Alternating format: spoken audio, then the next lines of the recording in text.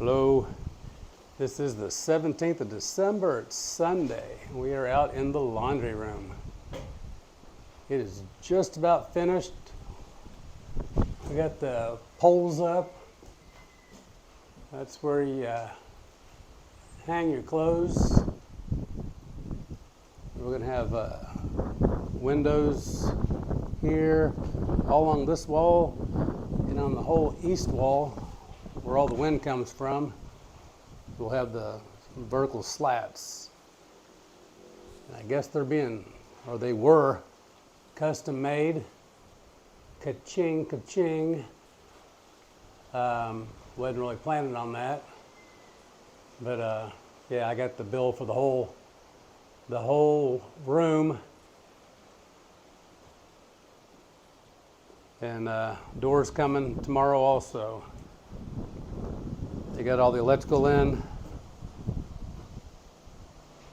and the washer will go here once we get this all tight, where there's not going to be any rain or any water coming in here or mosquitoes. All the windows will have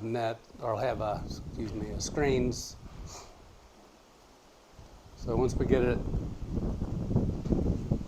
tight, we'll bring the wash machine out here and all her other stuff she has in there, that her hangers and stuff.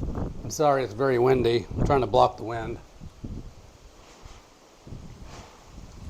So they put us a little step out here. You got the drainage in. So 2 downspouts. They both feed into the same run. This downspout actually comes over here, and then they both meet right here. And then I'll do the going out along the fence, probably come in a little bit. I'll do an actual French drain system, put rock in it, and that way it's not always pooling up at the lowest point. So I don't know if you can hear me, but I will press on. So yeah, they're getting finished with it. Like I said, I got the bill on it. He didn't break it down very much, so I want to get a little more broken down before I share it, so I can explain it, because it is what it is, but I need to be able to explain it. So I told him go ahead and call the guy to install the gate opener. They were putting in a breaker here for the, because here's the power that comes into the house. So the power comes in here, that's the meter. And they're going to put a breaker here for the gate motor. But one of my concerns for a long time was this run here. It's 220, and it goes all the way to the caboo. And in the caboo, there's a breaker. But I started getting nervous about not being able to control from here to the caboo when we was having our trees trimmed, and a branch fell and actually knocked that 220 wire to the ground. It didn't snap it or anything. They actually physically just walked over, picked it up, and threw it back up over a tree branch. But I'm a little more leery of 220 than they are. So it'd been bothering me. So when I saw them out here, I said, hey, is there a way you could put another breaker box or a breaker switch to control that 220 going all the way to the backyard? That way if we get a typhoon, a tree falls, that line gets snapped, I can come out here and I can kill power. So that's why we have 2 boxes here. I'm happy about that. because coming from US, you know, 110. That's what I'm used to. This whole 220 concept I'm a little leery of. All right, I promise this is going to be one of the last times I show this workbench. But there it is. It is a beautiful thing. They're primering the grates, the doors. They put hasps on it so I guess we're going to paint them white.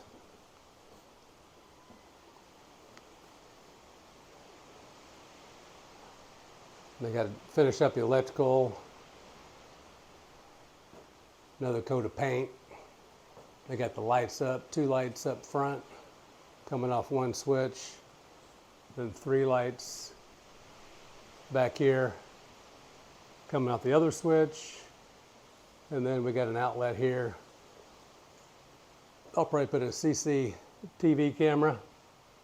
I got one right back there, but all I was looking at is boxes because I piled everything up in front of it.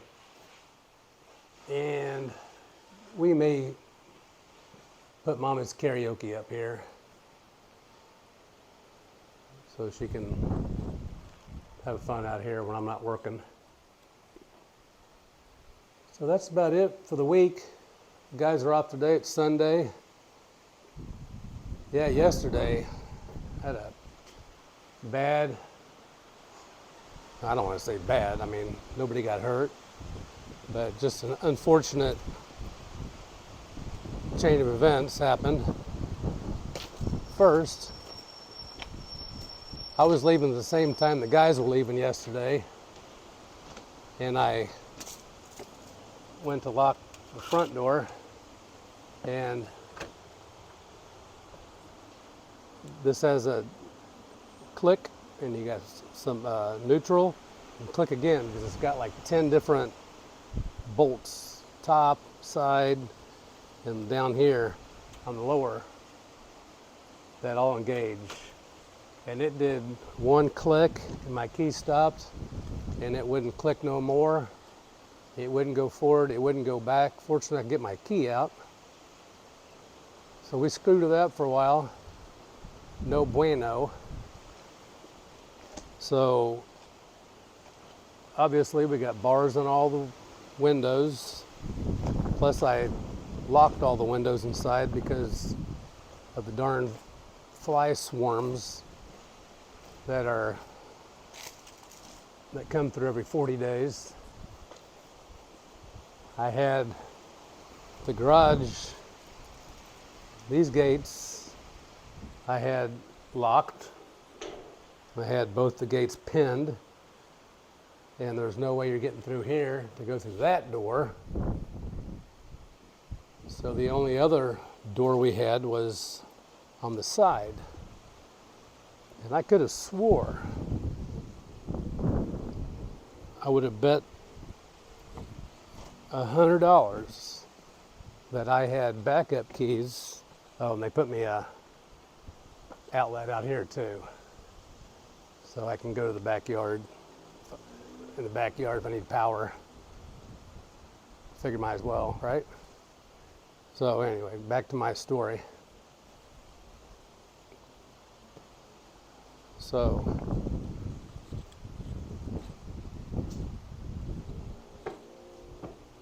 come to this door, and it's got a pin here. So I punched this out, pulled that pin to get to the door and the door lock, and I'll be darned, I didn't have any keys to unlock it. So here it is, 4:30 in the afternoon. My wife's down cantanning. I'm here at the crew, and we noticed that I got one of these windows open. Which these, they come out, and they got a push-in screen. So we got a ladder right here, one of the guys was gonna, said there was 6 of them here, and Jeff, he was our caretaker here.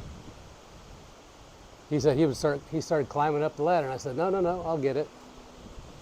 So I climbed up that ladder, went to that bottom, spun around. I let gravity take over, and I, boom, hit the ground, hopped up, gave the thumbs up to everybody, and I shot downstairs as quick as possible. Tried to unlock the front door. It would not unlock from inside either. So the locking mechanism is totally jammed. So I came out this side, unlocked it, and told the guys, I'm good, thank you. And I locked this door up. Oh, excuse me. I went inside to where all my keys were at, and I thought I found the right keys for the lock. And I tried it a couple times. It turned the handle. I had another key verified for the deadbolt. So I closed the door, did the deadbolt. I tried to lock the door as I was leaving, and it didn't lock. And bells should have went off my head, but they didn't.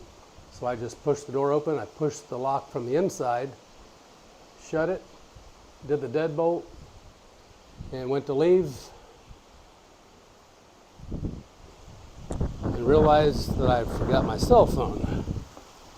So I come back over here and tried to unlock everything, and I didn't have the right key. So I had to get food, so I went ahead and left. I came back, and I don't know if you've watched a video or two of mine where I showed all the mosquitoes over there. So when I came back, I was screwing around with it, trying to get it unlocked. I actually came over to this window here with my Leatherman, and I was going to start undoing the screws. You can see the ladder still there. I was going to start undoing the screws to this outside grill. And at the time I had this was open. So I was going to come through, take the grill off, come through here, and I know I got the key for this door. I'm just as sure as I had the key for the other door, but I figured I'd give it a shot. And then I was just going to pop this little latch in here that holds this. No big deal. But I couldn't get the screws out of the grill.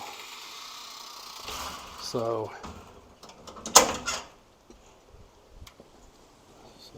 I opened this up. This door was shut. I opened this up.